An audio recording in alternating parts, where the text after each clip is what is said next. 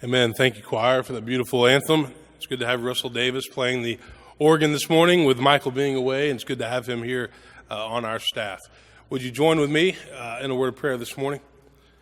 Loving God, once again, speak to us through these words of Jesus in the Sermon on the Mount. Challenge us, inspire us, move us, and may the words of my mouth and the meditations of all of our hearts be acceptable in your sight. You are our rock and our Redeemer. Amen. Well, it is good to see you here this Labor Day weekend. I've always believed that you find out who the truly faithful are on a holiday weekend. So that should make you feel good this morning that you are in worship. We're continuing this sermon series called The Heart of Christianity, where we're journeying through Matthew 5, 6, and 7. And we're asking the question, how do we take these teachings of Jesus and apply them to our lives? We started with the Beatitudes, what Jesus says are the keys to the blessed life, the happy life. We then looked at that passage on salt and light. Last Sunday, Justin preached an excellent sermon on anger, and he said that we all have anger. That's a part of being human. The question is, how do we deal with our anger? How do we handle our anger? Can we keep it from lashing out at the people that we love? Because anger, if it's unchecked, can do a lot of damage, and so you have to be careful. And today we move into perhaps what is one of the most difficult passages of the Sermon on the Mount, where Jesus talks about lust. Last weekend I was away. My younger brother John, who's here this morning, is getting married in 3 weeks, and I have the honor of being the best man at that ceremony. And so what that means is you get to plan the guys' trip, also known as the bachelor party, and that's what we were doing last weekend. But I want you to not have any fear. We did not go to Las Vegas. We did not have any kind of a wild weekend. We rented a cabin in northern Georgia in the mountains, and we rafted the Ocoee River and tubed the Toccoa River, and we had a great time, a beautiful part of the country that is. But it was interesting because of the 8 guys that were on the trip, 5 of us are already married, 2 are engaged, the bachelor and 1 other, and then the last one is in a relationship, right? I think he's in a relationship. He might not be now. But it was really interesting to hear the advice that was being offered to the bachelor from people that have been married for 1, 2, 3, or 4 years. I mean, things from, John, what are you doing, giving up your independence, to marriage is such a wonderful thing. John, I can't believe you're doing this. You have such a good life. And to, it's the best thing you could ever do. I mean, confusing a guy when he's about to take a huge step in his life. But here's the truth. We do live in a culture where the divorce rate is now over 50%. And therapists will tell you that of the relationships that do last, many of them are simply parallel relationships. There is no intimacy. There is no connection. So this topic of marriage and relationships and family life is so important. In fact, as I mentioned in the announcements, we're going to bring in a guy in September, Jim Schleicher, to talk about this and to raise questions like, how do you keep your marriage alive? How do you balance raising children with being married? How do you balance all the stresses and pressures of this age that's filled with anxiety? These are the things that we wrestle with and the things that we need help with. Jesus says, you've heard that it was said, you shall not commit adultery. But I say to you, anybody who looks at a woman with lust has already committed adultery with her in his heart. To which we might respond, Jesus, are you serious? Is that realistic? Lust is one of those topics that many of us would just assume not discuss. But Jesus goes there, and he goes there boldly. Here's what we know. Internet pornography is on the rise, and it's become a huge problem for many in our culture. It's a massive industry. If you read the statistics, they are alarming. It's become the drug addiction of choice for many people. Some will say, well, who can blame us? God's given us a sex drive, and we just simply have to find ways to deal with that. Marilyn Monroe said, sex is a part of nature, and I go along with nature. But for parents, this overtly sexual expression that is constantly in our face makes raising children and especially teenagers, very difficult. Instilling values into our kids in this challenging and constantly changing world is very difficult, but it's more necessary than ever before. In fact, I heard a statistic this past week that the number one consumer of internet pornography happens to be teenagers between the ages of 12 and 18. Now that should scare a few parents here this morning. It serves us well, I think, to take the time to consider the deeper issues that lie underneath the surface in our culture's obsession with sex, a longing for intimacy, self-confidence issues, body image, power, control, loneliness, a need for affirmation, acceptance, and yes, lust. These are the issues that often don't get addressed. These are the issues that, quite frankly, the church has often done a poor job of handling and talking about. Our culture continues to move away from viewing sex as an expression of intimacy and love to one where sex is glorified and objectified, used and abused. And as a result, sex often loses its luster in marriages and in committed relationships. This may very well be contributing to our high divorce rates in society. We simply don't understand what sex is and when it is appropriate. I think it's imperative that parents talk to their children at whatever age they think is necessary, because if you don't do it, the culture is going to have that conversation for you, and that's probably not something that you want. Of course it's awkward. Of course it's uncomfortable, but it's something that you have to do. Jesus says in the Sermon on the Mount, beware of lust. Adultery starts with lust. You remember the story from the Old Testament, the book of 2 Samuel, about David, King David and Bathsheba? David is at his palace. He's looking out over all of his kingdom, and he sees this beautiful woman bathing on the roof. And he says, "Who is that?" And they tell him who she is, and he sends for her, and she comes to see David, and she's married, but he doesn't care, so he sleeps with her. And what happens is you've got an unexpected pregnancy, and David finds out who her husband is, Uriah the Hittite, puts him on the front lines of battle so that he is killed. He can then marry Bathsheba. So what you've got is lust that leads to an unplanned pregnancy, which then leads to adultery, unplanned pregnancy, and that then leads to murder. But it all starts with lust. And Jesus says, beware of lust. In his book on the Sermon on the Mount, Emmett Fox says, Jesus stresses a master truth here. What really matters is your thoughts. He says any outward act is but the sequel to a thought, and the type of thought which we allow to become habitual will sooner or later find expression on the plane of action. William Barclay has an interesting distinction as it relates to this passage. He says Jesus is not speaking of the natural, normal desires, which is a part of human instinct and human nature. According to the literal meaning of the Greek, the man who is condemned is the man who looks at a woman with the deliberate intention of lusting after her. The man who is condemned is the man who deliberately uses his eyes to awaken his lust. The man who looks in such a way that passion is awakened and desire deliberately stimulated. So Barclay is saying, of course, we will notice if somebody is attractive, but what we cannot do is send messages, either verbal or nonverbal, that are inappropriate and that can lead us into compromising situations. But still, Jesus takes it a step further, as he always does. He ups the ante. He says, if your right eye causes you to sin, tear it out and throw it away. It's better for you to lose one of your members than for your whole body to be thrown into hell. And if your right hand causes you to sin, cut it off and throw it away.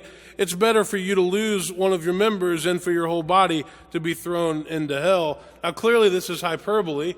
This is an example of why taking the Bible literally could lead to problems, because if we took this literally, a bunch of us would be walking around without eyes and without hands, and that would be very awkward. But Jesus is saying, pay attention to the circumstances that cause you to stray. Don't put yourself in those situations. If you have problems when you drink, then don't drink so much. If you have problems when you're around certain types of people, then maybe you shouldn't hang out with those types of people. If you run around with people that don't think twice about cheating on their spouse, then maybe you need to find some better company to keep. Adultery has become a real problem in our culture. In order for there to be a healthy marriage or a healthy relationship, there first has to be trust, and that trust is built over time. And adultery flies in the face of trust because we believe adultery is wrong. Here's the challenge for the church, at least as I see it. Adultery is wrong. We agree with Jesus and what he says.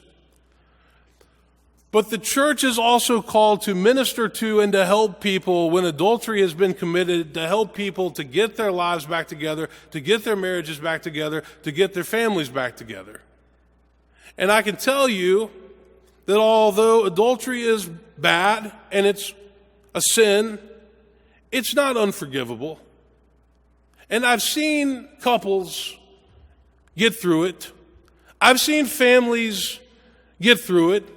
And I've tried to get people, especially when they have children involved in the situation, to realize that there is much more at stake. And they need to think about that. The church is called to be there for people when their relationships come caving in.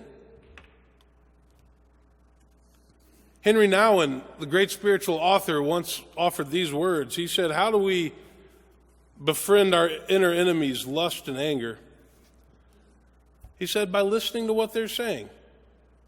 They say, I have some unfulfilled needs, and who really loves me? Instead of pushing our lust and anger away as unwelcome guests, we can recognize that our anxious, driven hearts need some healing. Our restlessness calls for us to look for the true inner rest where lust and anger can be converted into a deeper way of loving. There's a big difference between love and lust. And our culture often doesn't understand that. People get them confused. In recent years, I've been interested in reading some of the work of John Gottman, who's out in Washington, at the University of Washington. And Gottman wrote a book a number of years ago that became a New York Times bestseller that was titled 7 Principles for Making Marriage Work. He's done a lot of research on couples, not just married couples, but couples. And so here's what he said in that book. Let me give you just a quick overview. First of all, he said, enhance your love map. He says, healthy couples are aware of each other's history and they know what's going on in each other's world, and this helps them to connect. Secondly, he said, nurture fondness and admiration. Third, turn towards each other, not away from each other when difficult times arise. Fourth, let your partner influence you. Find common ground. Don't always feel like you have to be right in everything. Fifth, solve your solvable problems. See, Gottman says we have solvable problems and we have perpetual problems. Perpetual problems, by their very nature, continue to come up over and over and over again. But solvable problems can and should be solved. And if you don't solve the solvable problems, they become perpetual problems. So he says, solve your solvable problems. Sixth, overcome gridlock. And seventh, create shared meaning. And there's lots of ways that we can do this.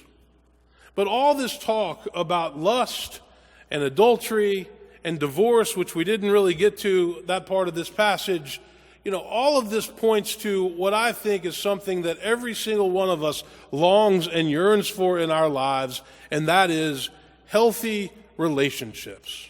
Healthy relationships that are nurturing, that build us up, relationships where we can be loved and affirmed, healthy relationships. And so I'm going to leave you with what I think are 5 characteristics of healthy relationships, and you can think about these this week. The first characteristic is honesty and trust. If you tell the truth, you'll have nothing to worry about. And remember, trust is built over time. It's the currency in all relationships. Trust takes a long time to build up, but just a short time to tear down. Without trust, there's not really anything left. Accepting responsibility for your actions, admitting when you are wrong, communicating openly, keeping your word, apologizing when necessary, all of these are very important as it relates to trust. The second characteristic, respect and mutual support, which includes being attentive to each other's needs. Every person brings unique gifts and challenges into a relationship. Nobody is the total package because everybody has shortcomings and character flaws. We must find ways to respect and support our spouses and our significant others, which means that we have to accept them for who they are and not feel like we have to change them. Have you ever heard that saying that men marry women hoping they'll never change and women marry men hoping to change them? We have to accept others for who they are, their flaws and all. My wife tells me I have selective hearing.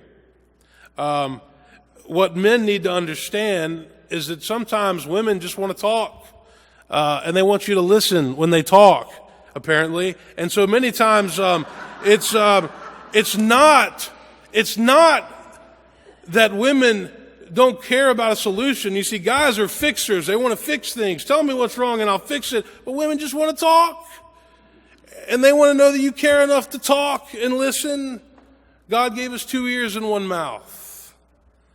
Third characteristic, negotiation and fairness. In any relationship, conflict will happen. It's inevitable. It's a part of life. But the way we handle conflict is what matters. We must work hard to find solutions that are agreeable to everybody involved, which means that we have to compromise. We don't always have to agree in order to respect the other person's opinion. There is no issue or problem that is more important than the relationship itself. So when somebody has to win, that usually means that the relationship loses. I remember what one therapist said one time. He said that you can either be right or you can be in relationship. Take your pick. Fourth characteristic, non-threatening behavior. Or to put this differently, low levels of drama. The Bible deals with the subject of anger, and angry outbursts can be a love buster. It's important to talk and act so that each person feels safe and comfortable. When threats are made and emotions run high, there's a lot of damage that can be done. And being calm and collected is a good thing. Not letting your emotions take control and get you out of control is a good thing. And lastly this morning, the fifth characteristic, intimacy and love. And intimacy is different from relationship to relationship, but there is nothing worse than being in a marriage or in a relationship and feeling like you're all alone. And yet people live that way every single day. Paul said, love is patient.